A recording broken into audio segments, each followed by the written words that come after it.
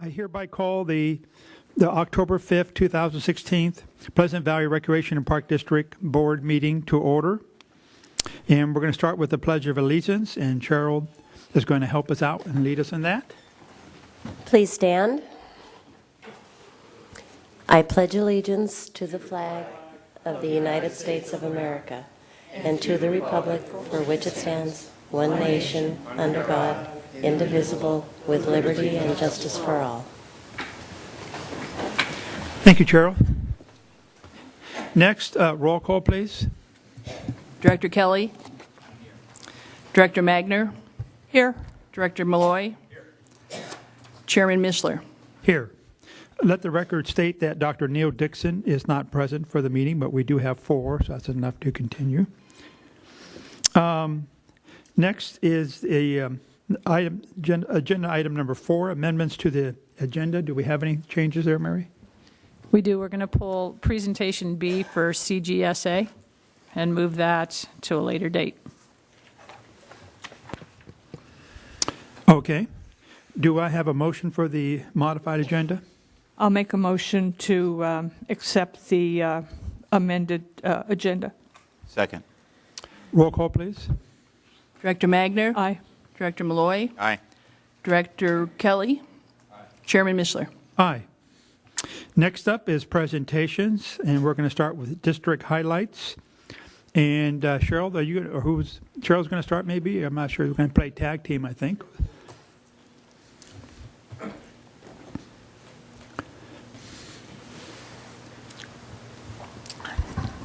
Hello, you got the 3 of us up here. Excuse me, just slide it. Thank you. Good evening, Chairman of the Board, members of the Board, staff, and guests. Tonight, we will present our September-October district highlights.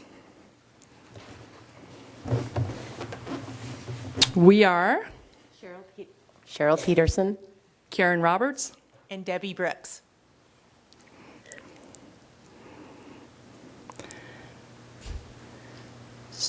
Some of our special events we have coming up in October. Halloween in the Park, a very popular event.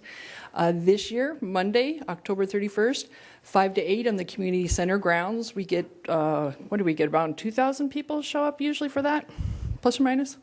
Pretty good crowd there. And that's going to be free again, isn't it? I'm assuming. Yes, free event. In the past, it's always been free for the kids Exactly. and children in the community. And then right after Halloween and Thanksgiving comes Christmas. So we're accepting applications for the Christmas parade, which the theme is a rocking Christmas. Again, the parade starts at 10 a.m. Santa's Village Holiday Carnival, 9 a.m. to 2. We need applications in as soon as everybody can. That'd be awesome.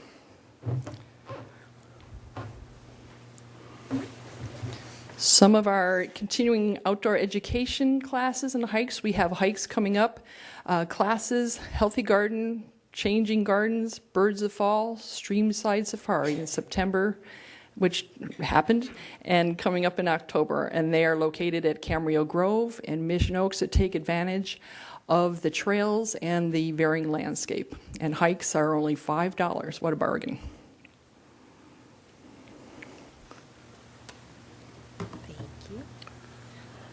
Moving on to recruitment, we currently have some employment opportunities at the district for various positions such as service maintenance aides, recreation leaders, park rangers, lifeguard, and swim instructors. It's really important to keep a full lifeguard staff with our swim programs, especially for those private lessons being so popular. Our friends at the Camarillo Dog Parks wants to hear from you. What can they do to help PVRPD do better in our parks? What do our dog parks still need? They encourage residents to take the survey and reach out to them. They also host some special events like the upcoming Halloween event at Mission Oaks. It's a very laid-back event with a social hour with your canines. Our aquatic center is very popular. The first classes in our activity guides to fill up each session every season are the swim lessons.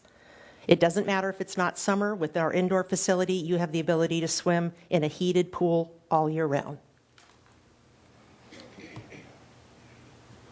And now we'll move on to sports. The Camarillo Girls Softball Association is in their Friday Night Lights program. That's in full swing, using all three of the ballparks at Mission Oaks. And there are 200 players in this year's league. Wow. Adult basketball is currently playing on Tuesday and Wednesday evenings. That is due to wrap up next week. And then our senior center, that is always busy. They are currently, current activities include the free flu shot clinic that we did on September 29th in conjunction with St. John's Hospital. Their biannual rummage sale is coming up on the 8th. There are still spaces available. And then the senior Wii bowling tournament is coming up on the 13th. This will be our 7th year of hosting this event. And on to our crew. They are constantly busy keeping the parks safe for use and keeping them groomed and so on.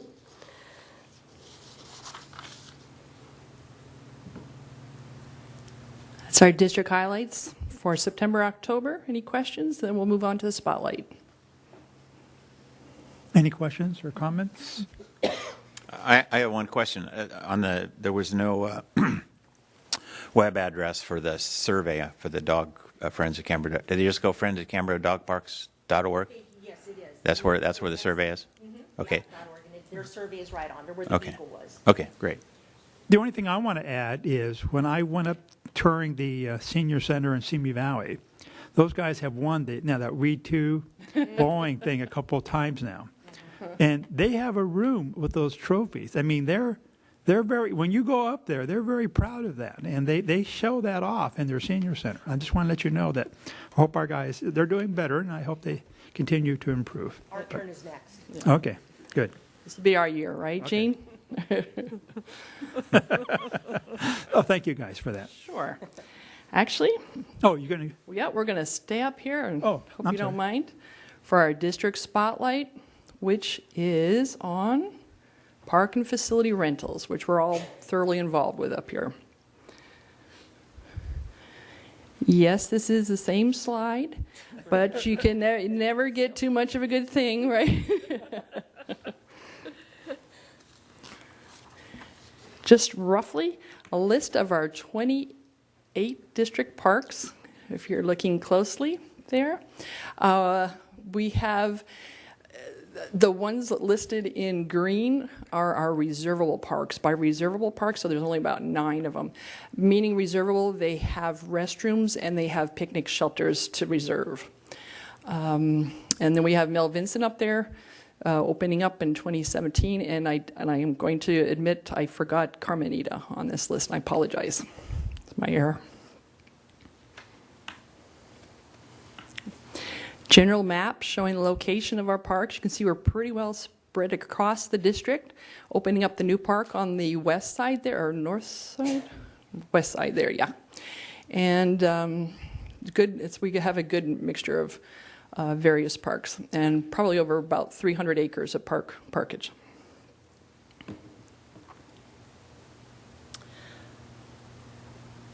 On average, we process approximately 100 permits a month, and that is by customers calling in, emailing, faxing, or they come in person. During the busier months in summer, we can have upwards of about 150 permits, and this is usually due to wedding receptions, class reunions, family reunions, baby showers, things like that. Summer is really popular. Special discounts applied during our rainier months, although we haven't had rainier months, that still is in play. So if, in fact, November 1st to March 15th, those parks are available at half the discounted rental, not on the deposit and not on the fee, just the rental.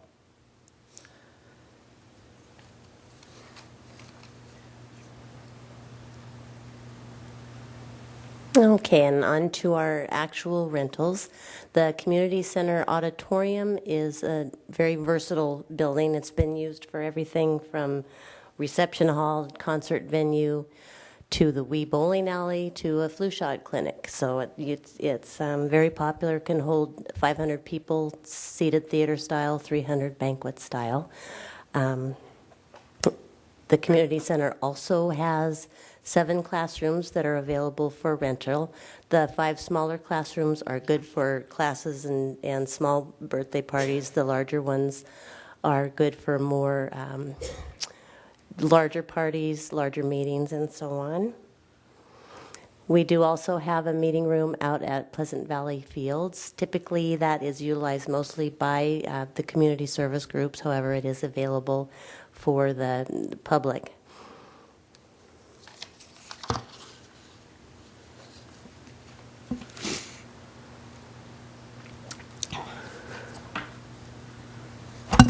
Okay, did we skip? Our aquatic center is available for birthday parties. It's really popular for the pool parties, being that it's an indoor venue. They can have rentals all year long.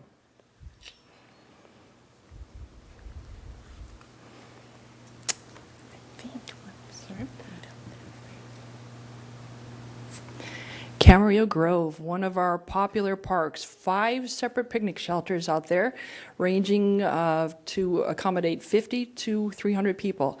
Upper left-hand corner is actually shelter number 1. That'll accommodate up to 300 people. Off to the far right corner, that's area number 3, a little bit more rustic, in that it has tree shade. It'll accommodate 60 people. It's adjacent to the nature center. There we have some people at the grand opening, kind of milling around the nature center there in the middle.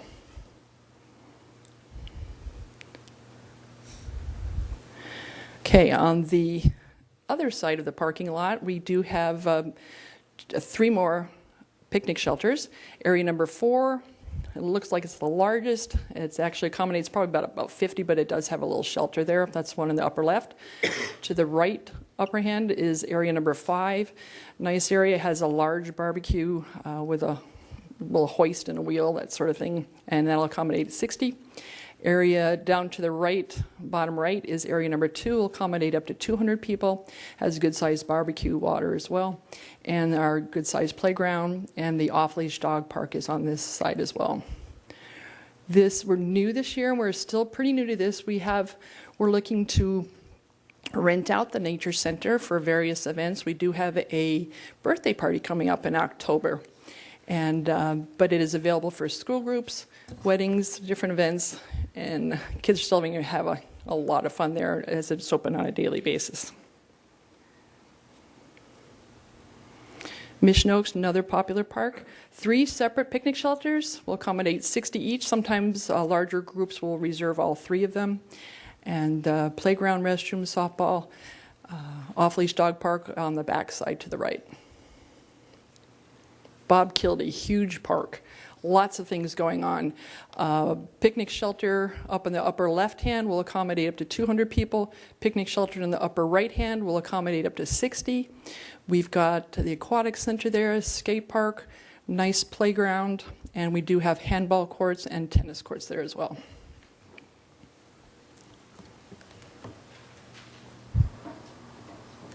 And Pitts Ranch Park is becoming more and more popular, seemingly. It's got a capacity of 40 for the gazebo.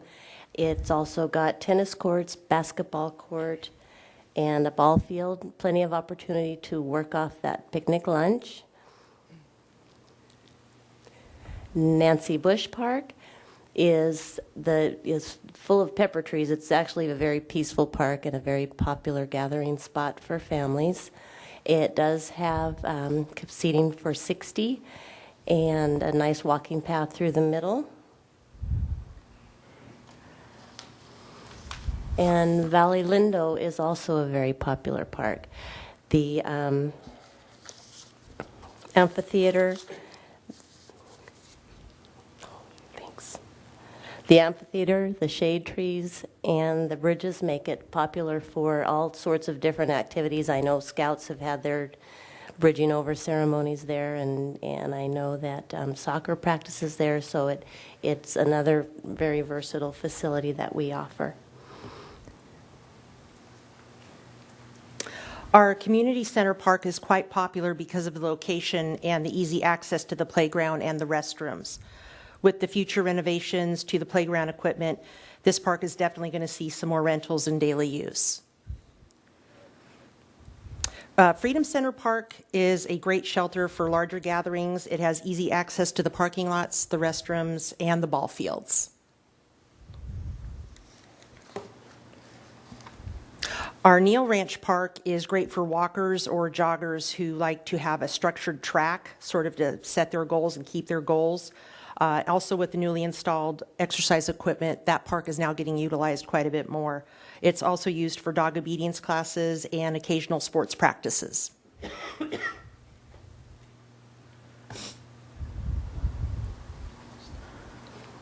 you. And here we have Pleasant Valley Fields. That is our premier soccer complex, also offering 3 full-size permanent softball fields. And next we have the Freedom Park Baseball Complex. Again, a very popular venue, used primarily, again, by the district's community service groups. And last but not least is Bob Kildee Ball Fields. And that is home, actually, to Camarillo baseball, pony baseball, and another popular venue as well.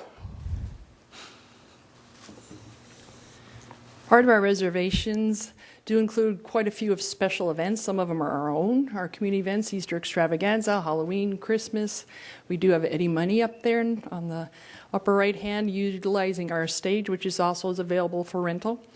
On the left, we have a Greek festival out at Freedom Center, Freedom Park. They did like their location since their church was located out there. They do like to continue the location, and I believe they're still planning on that for this next year as well. Dog Agility does reserve community center backgrounds. Let's see, we Freedom Parks, sometimes pits. There are quite a few dog agility groups. And we have several groups that do have fun runs at various parks. And recently we did host the Mill Vet Expo, very popular, out here at the community center.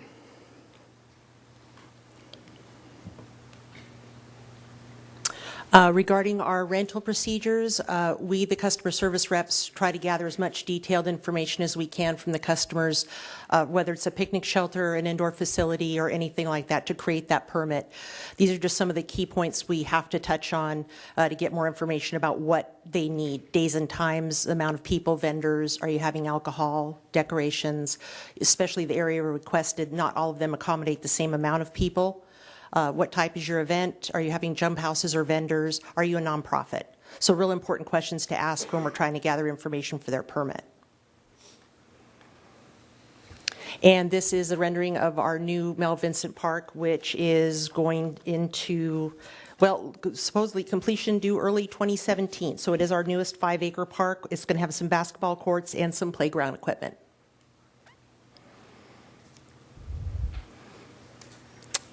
Any questions? Thank you. Any questions you got or comments? I can't see, buddy? No? Well, thank you, guys. Thank you. Thank you very much. Thank you. Appreciate it. Next up is the Pleasant Valley Recreation and Park Foundation. Are we still going to do that one tonight? Yeah, I just have like 4 quick slides. So sit up there. Are you going to do it, Mary? Or oh, okay.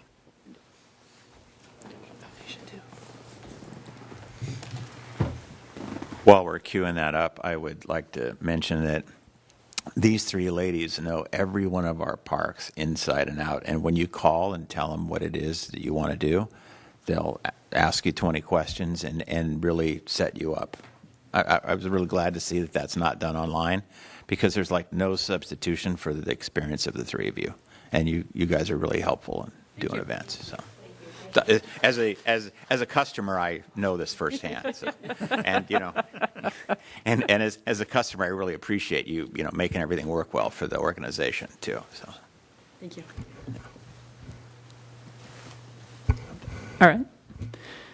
So just a quick update, and we'll come back in probably November, December with more information, but wanted to just do a quick thank you, the foundation, and give everybody a quick update.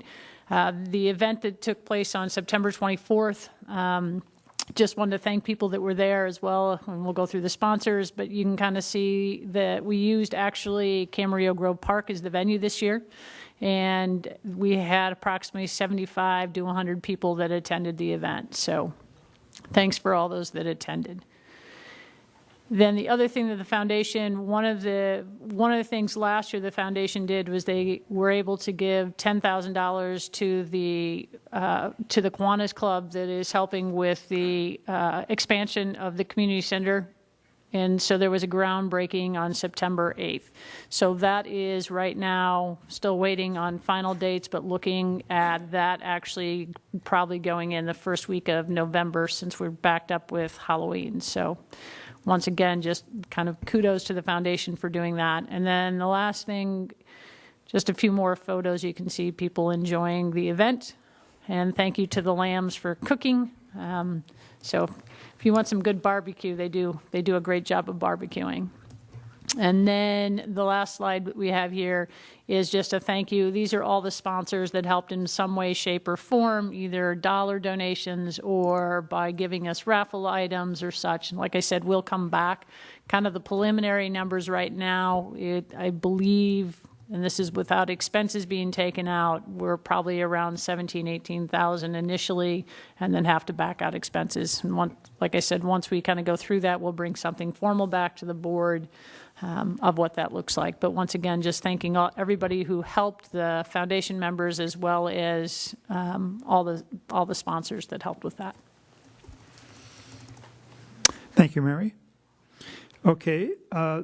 Next up on the agenda is public comments. Agenda item number 6. In accordance with Government Code Section 549, 54.3, the board reserves this time to hear from the public. We'll allocate 3 minutes to each speaker. And if you want to speak, please fill out a card and then it'll be passed up to me. And you can either speak now or if you wish on any of the agenda items coming up, you can also address later at that time to let me know. And I have one card right now, and Matt Normer wants to come up.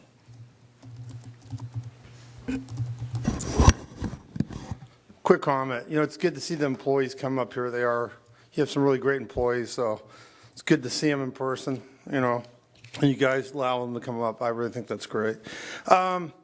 I've been talking about the senior center, can you believe it, 9.5 years, long time. I think everybody knows that there's about 69,000 people, 30%, which is 20,000 seniors. I know you're doing an assessment. You know, I'm running for city council, but that's not why I'm talking tonight. I'm talking because during the debates, Leisure Village, they talked about the senior center. Chamber of Commerce, people talked about the senior center. Everywhere I go, people are coming up to me wanting to know. They weren't aware that you guys are a special district. I think when you do your study, it needs to be specified to the public, again, that you are a special district and the city has contributed $0. And they have $175 million. $121 million of it is actually accessible. You know, when you look at this thing, it's a sad thing, you know, that we've waited so long and that people across the street, you know, and this is the place actually, the city, doesn't want to move forward on this. And it's the time that we do. Now, during your study, I know you're going to do a study, I would ask that you'd have allow the public to come here and voice their opinions, hopefully, and also write letters. One of the important things I think we should do at the senior center, and I brought this up, but I just want to remind you guys, all these senior centers, as you build them, even Goebel down in Thousand Oaks, they have a problem. They'll need new floors and other things. So you guys will have to have extra money. So one of the things I think we should consider, and I brought this up before, is a culinary school. You're going to build it anyway. If you have a kitchen in there, and we can get somebody to open that school. You wouldn't run it, but you could collect some of the proceeds of it, maybe 30% or 35%. It would be a revenue stream, which would help this senior center. And that's what we need to look in the future. We need to have a component that also replaces the old senior center, but also has a component in it. The next thing I think we should see, looking at the demographics that I've talked to, I think we also need a section in there called the Tech Hub, because this generation is doing smartphones and different things. I think we could have a room that would be called the Tech Hub, because there's a lot of new advances that are going to come online. Those are the couple things I think we should consider. Again, I think it's important that we're moving forward in this.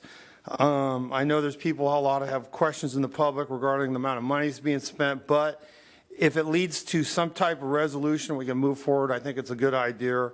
Again, I think public should have comments, be able to voice their comments and write letters, and I hope that's part of that study. But thank you very much. Okay, thank you, Matt. Having no other cards, we'll go on to agenda item number 7, which is the consent agenda. Do I have a motion for this? I move we approve the consent agenda. I second it. Roll call, please. Director Malloy, Aye. Director Magner, Aye. Director Kelly, Chairman Mishler. Aye. Next, we're going to move on to agenda item number 8, which is new items. And the first one is 8A, which is a LAFCO position. And since I'm involved in that, I'm going to excuse myself here and pass the, I can pass the official ballot over to Mark. And I'll leave the You have a manual with this? Or? No, I'll send you instructions. It's been a while. Huh? Three's good. Yeah. Mike has to leave the room because he's one of the nominees on the ballot, so he can't be present. And this would be an excellent time to say all the bad things we want about him because he's not here. But we're on television, so he'll be able to see it anyway. But anyway, LAFCO, the Ventura Local Agency Formation Commission, essentially deals with all interagency discussions and resolutions of who's important. And there's an opening for an alternate member. The current alternate member is retiring. And in your packet is a series of information statements on each candidate. And I'll start the conversation with you, Bob. I'm voting for Mike Mishler. I am too. I don't see anybody else on there that I really is any more qualified than Mike, so Mike will have my vote. Mike is an incredibly hard worker, as everyone in this room knows. He's incredibly logical, which I really appreciate. I think staff appreciates as well, and also very effective at getting all the facts and asking the questions you need to really get all the facts and move it forward. So I'm completely supportive and really hope that other people see what we see. Mike's done a great job with the Ventura County Special District Association. Last night's meeting was a great example of that. We had an amazing speaker from the FBI talk about their infrastructure protection program, and I think everything I've seen him touch, from AYSO to Mission Oaks Park, has been excellent. So, do I hear a motion to?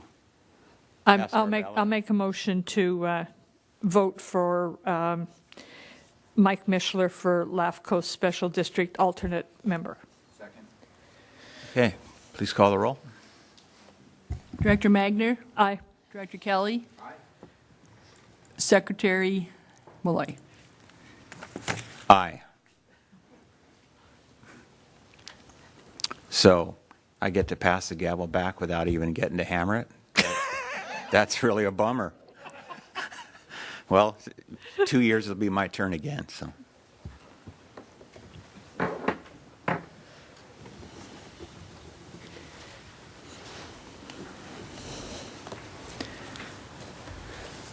But we have a list of 20 questions for you, sir. not really.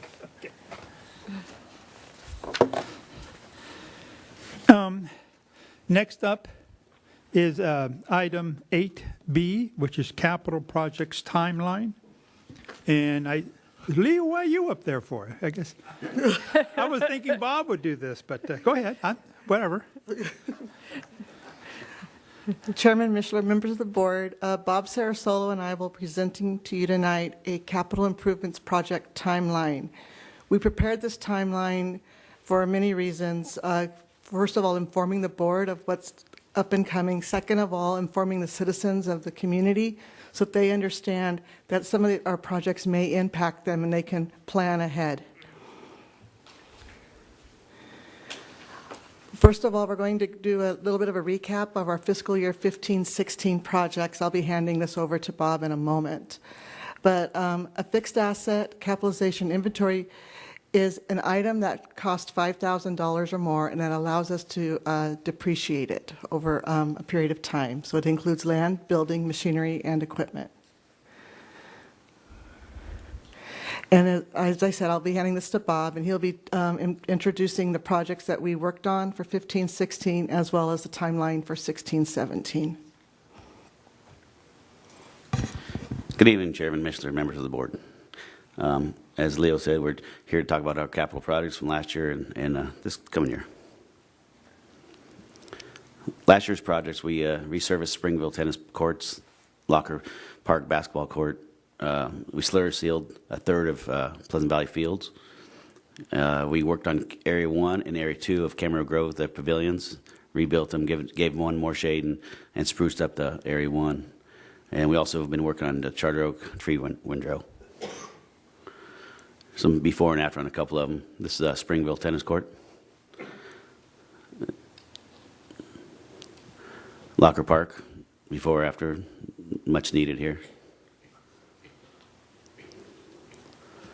Pleasant Valley Fields, it wasn't, not that they say asphalt lasts about 3 to 5 years on their slurry, so before we started losing them, we want to start, preventive maintenance on these. So we took a stand to do, in sections. So it'll be every 3 years, we'll do first 3 years, we did one last year, one this year, and we'll do one in 17-18. Area 2, you can see the difference of what it was, what we put onto it, on the shade. Here's this year, the board adopted for capital projects, $547,990,000, or $990, excuse me. Purpose of the timeline, it was for us to communicate with the projects of the citizens, minimize the impact for all users. We have the pool closure this year we had to close it down in November, just areas that it'll impact the customers. Oh, this one's hard for me to see. Want me to do it? Yeah, I can't see. Where's your glasses, Bob? I got dilated today. Oh. Okay, this is our timeline for all of the capital improvement projects. As you can see, the ones that are currently being worked on is the poster machine, the internet and the phone system, and the stage floor. The upcoming ones will be the Bob Kildee parking lot tree removal, the Bob Kildee parking lot, the needs assessment, which is out to bid right now, the Pleasant Valley Fields parking lot, Charter Oak Windrow, purchase of a new parks truck, Eston Street tree removal, the website redesign, and the Camarillo Grove parking lot. So with this, we've given you an estimated start date along with an estimated completion date. This is the same template, except now we've tried to color code it so you can kind of see in a quick snapshot what's in progress, what's out to bid, and what's on schedule. And any questions or comments for Bob or myself? Any questions? Mark? My only comment is that to be able to spend $500,000 on capital projects out of our $8 million budget is a huge improvement of what we've been doing for the last 6 years. So this stuff is, most of that, either well overdue or will prevent us from being well overdue. the parking lot thing is the classical case of pay me now or pay me later. And, the pay me later we've got up at Oak Grove Park because the county gave it to us with parking lots in horrible shape. And to be able to stay ahead of the curve like we are at Pleasant Valley Fields is going to save a lot over the long run, not to mention it just looks so much nicer and makes the park so much more attractive to have quality stuff. So I'm really glad that we're doing all of this stuff, and it's covering a really wide range of issues, from tree root problems at the tennis courts at Bob Kildee to other things. I'm excited to see all this stuff. This is what we need to be doing every year. So I'm very happy too to see all this being done, and I've got a couple of questions if you don't mind. The poster machine, do we already have that in place? No, not yet. Oh, okay. I'm sorry. Soon, though. Oh, okay. Well, I was just thinking about those nice banners that we saw out at the foundation fundraiser. Were very, very nice. So if we're going to keep up the good work, why it pays for itself in no time, because I buy lots of banners, so I know. Is the Ranger truck, is that an additional one, or is that the replacement? That'll be an additional one. Oh, an additional one. Okay. Yeah, yes. Okay. Thank you very much. No, I don't have anything else. Thank you guys very much. Next, we're going to go to agenda item 8C, which is approval of resolution number 567, which is refunding of the 2004 bonds and, oh my gosh, I have a bunch of bonds here, 2006, 2009, 2014, bonds for the assessor agency to the Camarillo Community Development Commission, which is something that's being run through the city. And Leo here is going to give us an update, I guess, overview. Chairman Mishler, members of the board, tonight I'm asking the board to approve Resolution 567, refunding of the 2004 bonds for the subordination of the 2006, 2009, and 2014 bonds for the successors agency to the Camarillo Community Development Commission. The successor agency is planning to issue a new bond series for this calendar year for the purpose of refunding the 04 bonds. The successor agency is asking the Pleasant Valley Recreation and Park District to subordinate to the statute pass-through payments required to be made to PVRPD that we receive yearly. Again, I'm asking if the board would approve the resolution for the refunding of the 04 bonds and the subordination of the 06, 09, and 14 bonds. Any questions or comments?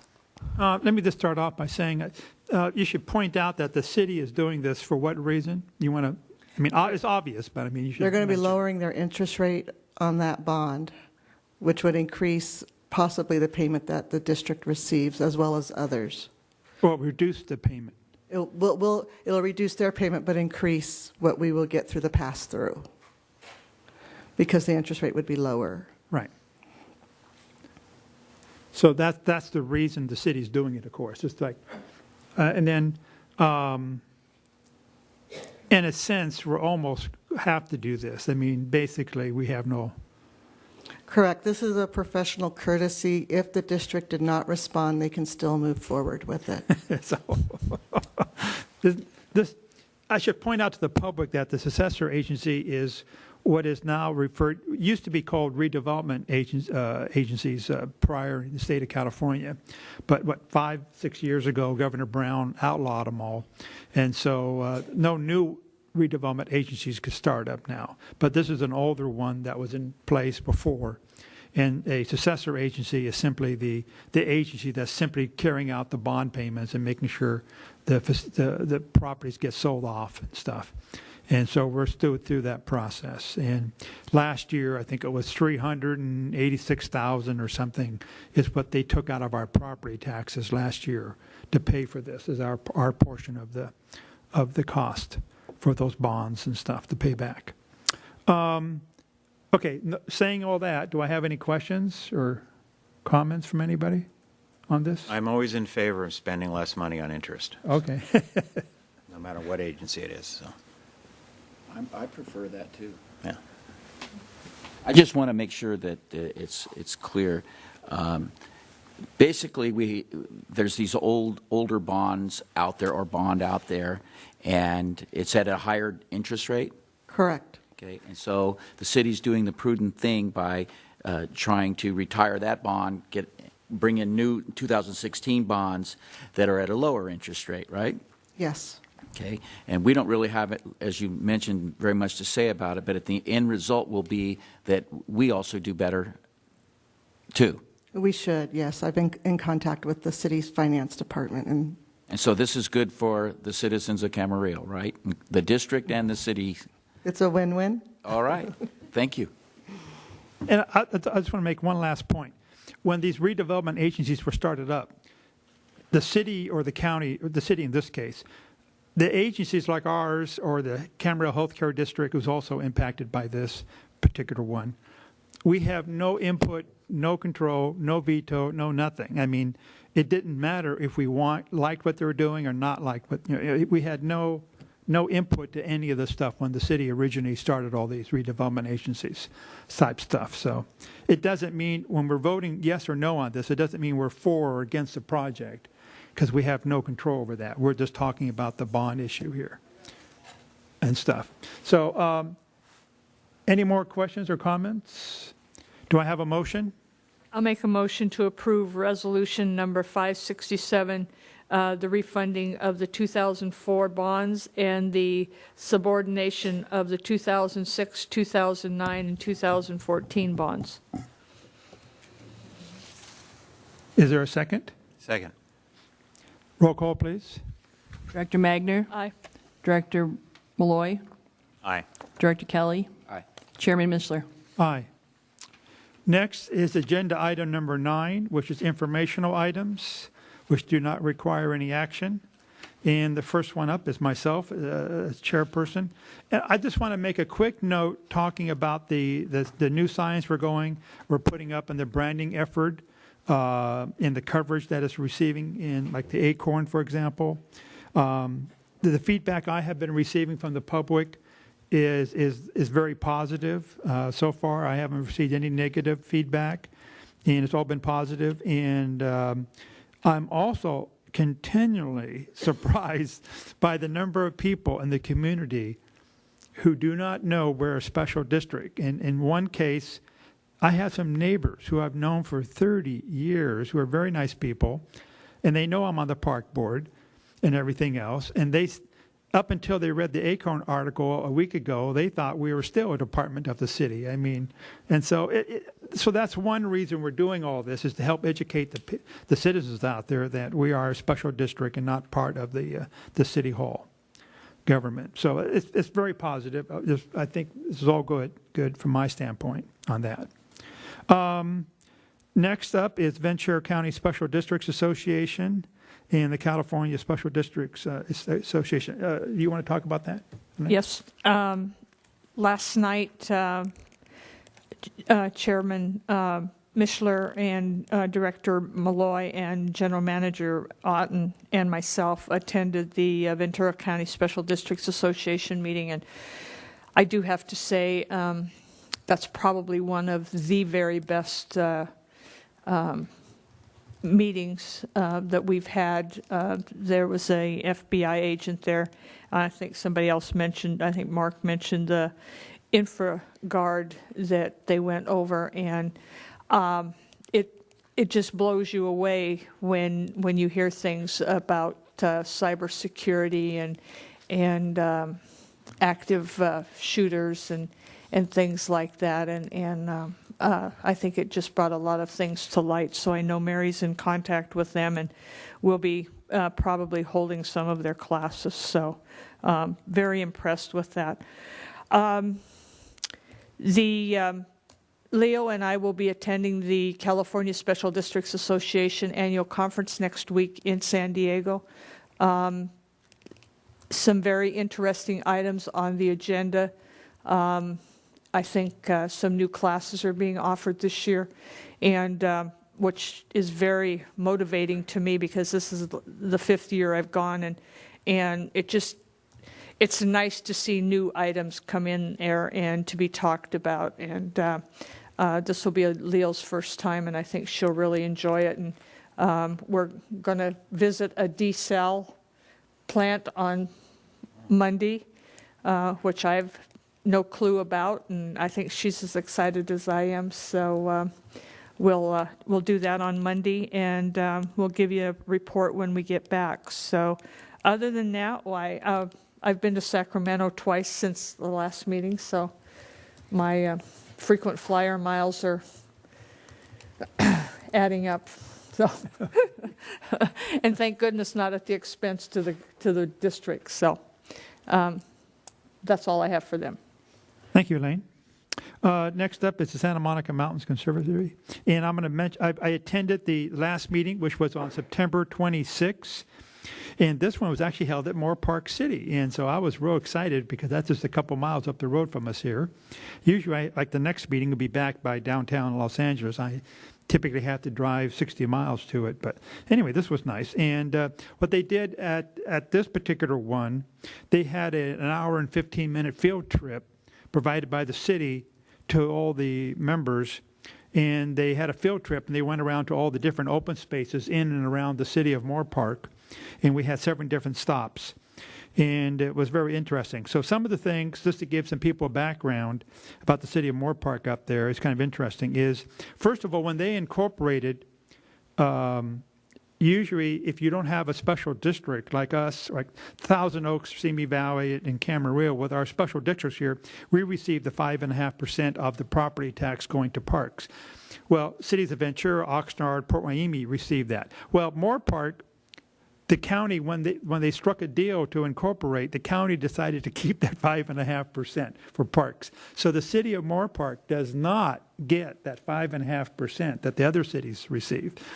So when they have their parks, they have to maintain their parks and open space through their general operating funds. And the county is keeping that 5.5% for other things. And the county, of course, doesn't help them out up there. So that's one thing. And something else one new thing I learned on the field trip was they have an interesting policy. Their policy for their youth sporting groups are, for the kid programs, if the child lives outside the city boundaries, the family has to pay a one-time fee of $55 per year per family to use the facilities of the city of Moore Park. So, and so if the kid's playing in ASO soccer and they live in Simi Valley, they have to pay that one-time fee. But it's good for the entire family, and it doesn't, for the entire year. But it's kind of interesting. That's how they approach that. So they don't care what percent of kids are inside or outside the city. They just have that fee they assess. And then for open space, which was the primary function of this field trip, unlike here in Camarillo where they collect developer fees for parks and stuff, the city of Moore Park not only does that, but they also collect a second fee for open space from the developers. So they have the two fees coming in. And they have, I should have asked them, I don't have the total number, but they have well over 400 acres of open space the city has acquired inside and outside the city. And they're working very hard on picking up as much of the open space around the city as they can. They're not just relying on a SOAR type initiative to protect it. They're actually actively purchasing the land and developing trails on it. And so the last purchase they picked up, I believe, was about 80 acres, which is just outside the city of Moore Park. And you're coming up from the south on Moore Park Avenue, Moore Park Road, into the southern edge of the city. On the west side there, outside the city limits, they bought 80 acres of open space land in the county for $1.2 million, for example. And that $1.2 million comes from their developer fees that go to open space. So they're allocating to open space. So, but like I said, they have plans to essentially surround the whole city with open space. The city is going to buy it up, physically own it. So when so at some point way down the road, they're going to have trail systems already inside, but now they're working on trail systems to go in between, around the outside, and even connect up to Simi Valley City. I just want to report on that. Next up is the standing committees, finance. You want to say anything on that, Mark? Well, the audit is off and running on last year's financials. So we'll have that report 2 months? I'm hoping I have everything back from Adam by November, so I can prepare the MD&A and then bring this to you, bring the audit to you in January. Yeah, okay. Okay. But everything's looking good. We're very early in our fiscal year, but everything's right on track or less. And you've seen the two payments that we got on developer fees, so our bank balance is looking as big as I've ever seen it. And overall, we're really headed in a great direction. And about the time that we have that audit cleared, we should have this needs assessment information in place and really be ready to start moving forward. So we're in good shape. Thank you, Mark. Next up is the foundation for the Pleasant Valley Recreation and Park District. Elaine, do you want to talk about that? I'll talk about it, and I'm sure Mary will like to talk about it too, since our chair is not here. We had a wonderful fundraiser on the 24th of September out at the Nature Center, and I want to thank the staff for being so great and so helpful and everything to get it up and running. And we had some special guests. We had Wiley the coyote, and we had Sammy the skunk, and we had Bob the bobcat. Bob was a little different than everybody else. He wasn't stuffed. He was alive. So we had a little visitor at the function that we hadn't planned on. So I think everybody had a wonderful time. Bert and Linda Lamb are the most gracious people to donate their time. And Mario is a wonderful cook. And if you missed the function, you missed the really nice event. And we'll look forward to see what we're going to do next year. Right, Mary? But Okay, thank you for everybody coming. Thank you, Elaine. Mary, you want to add to that, or and then go on to your general manager's report? No, I think we've mentioned the foundation in the initial, and then Director Magner just kind of finished up. We'll come, like I said, we'll come back with the full reports and all that kind of stuff November, December, once we have all the everything in. So as far as my report, just a couple things. I know that we've already mentioned Mel Vincent Park. I believe we've got a lot of people that have either driven by or stopped by to look at it. Right now, we're looking at hopefully doing a walkthrough sometime the end of this month, which would mean that 90-day period would start probably when we would take over is sometime the 1st of February, but I'll come back with that information so we have that. Just a couple other updates. City Council approved for 2 people to help sit on their ad hoc committee, or our ad hoc committee for the needs assessment, and that will be Mayor Mike Morgan as well as Vice Mayor Jan McDonald. So they're using their liaison committee, so those would be the 2 that are representing the city on that. A couple legislative updates. Mary, have we heard anything back from the Camarillo Healthcare District? Not yet, because their meeting isn't until they had their meeting before and it wasn't on the agenda, so they'll do that here in October. So we're waiting to hear back from them. Just some legislative updates, some things that have been chartered. And just to look out is AB 2007, which is Youth Athletics, Youth Sports Organization, Concussions, and Other Head Injuries. So there is now a law that requires a yearly basis a concussion head injury information sheet to be signed and returned by athletes.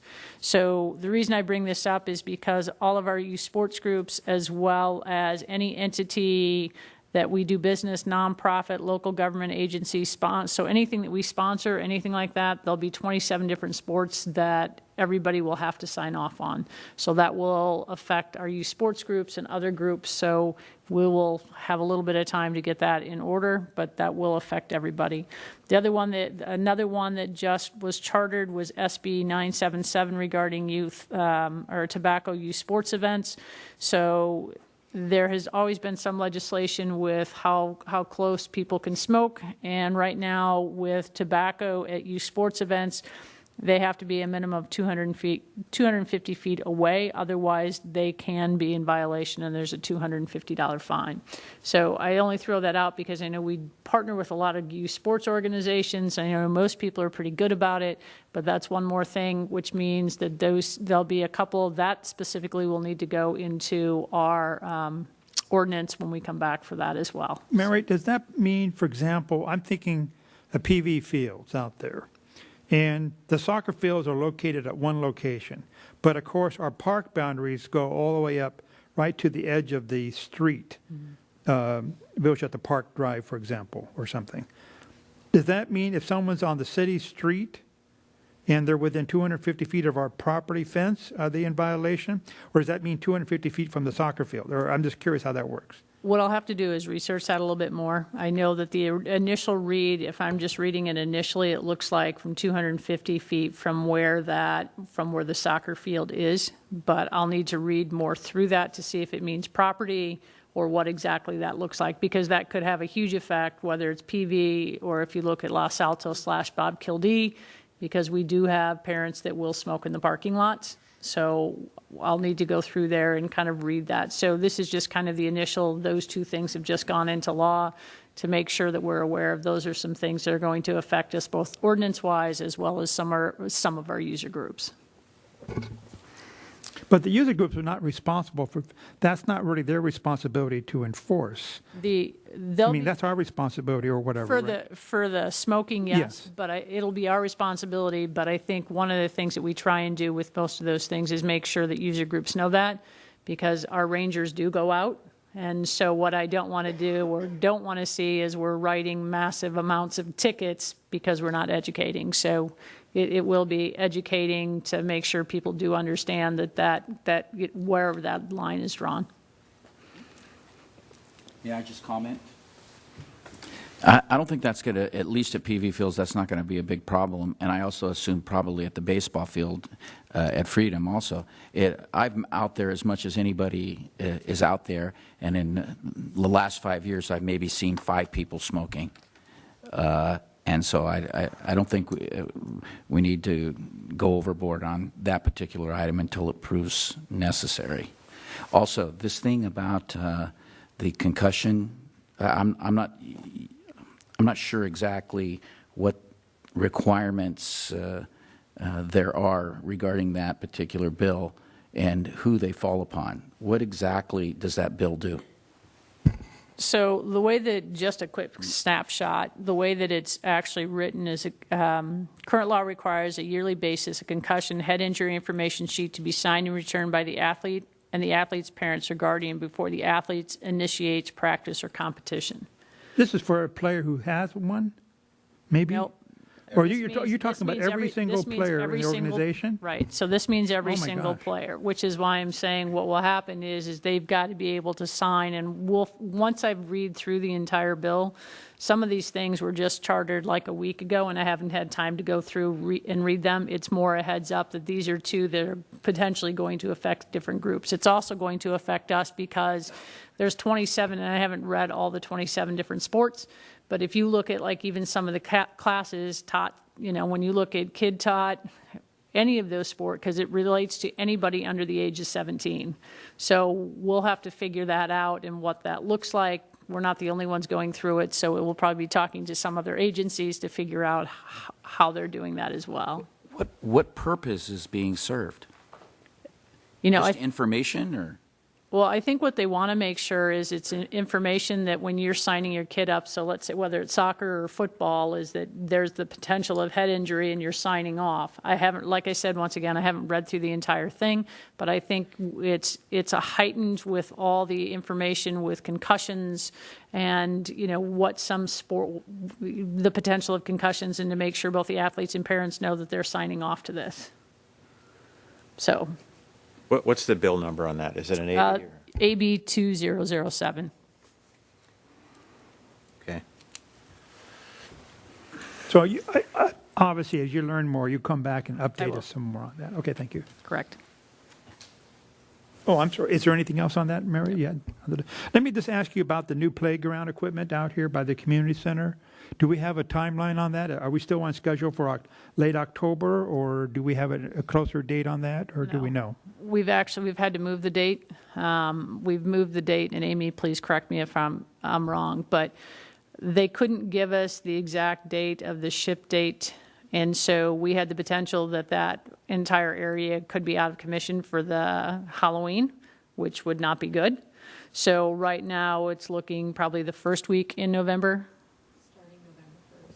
Yeah. We'll start So. construction November 1st. And have it done before the Christmas break. So. Before Thanksgiving. Yeah. Oh, great. Yeah. So you're looking at mid-November? Thank you. Because I know all the newspaper articles mention October 27th and all that stuff. So, okay, thank you. Thank you very much, Mary. Next, we have oral communications from the board members. Elaine, do you want to start? I just one observation. I'm glad that the Acorn has made Pleasant Valley Recreation and Park District their front page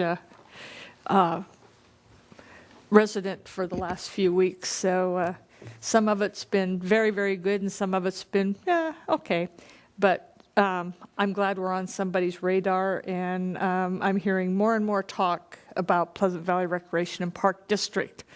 And that makes me feel very, very good. So I don't see a guest tonight, but I'm sure one or two of us will get phone calls. So it's my husband walks out and goes, well, what did they say about you today on Friday morning? So I even know it's on his radar. So, but once again, I want to thank staff. You did a fantastic job for us at the foundation. So it was very, very nice to work with you all. So thanks again. Thank you, Elaine. Buddy, you have anything?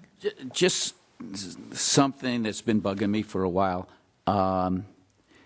There's a park on Ventura Boulevard that we no longer have control over. We sold it to the city for $1 million a few years ago. At their request. You should add at their request. Yeah, we weren't. They wanted it. Yeah, yes. We didn't have it up for sale. They wanted it. Granted, we ended up selling it anyway.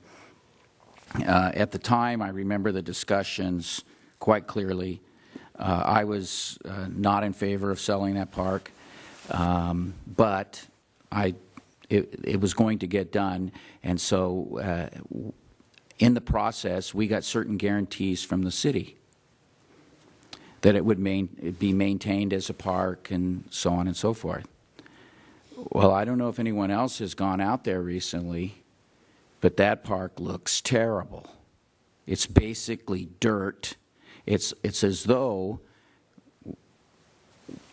they have no use for it anymore.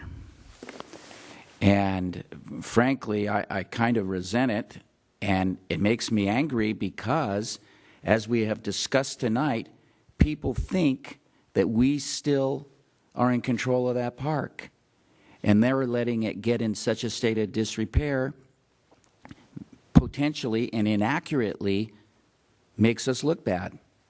And so I think we ought to call them on the carpet, or at least review the original sales agreement and see if, in fact, they are keeping up with the promises that they made at the time. That's all I have for tonight. Thank you, buddy. Mark, you have anything? Yeah, I'll just mention that I'm aware that the city budgeted quite a bit of money to renovate that park this year, and the changes to the park, which they actually drew a picture of and showed us, have been delayed because of the problem dealing with the fire station. And it looks like that's about to be resolved, and at that time they'll be ready to do the things they want to do to the park.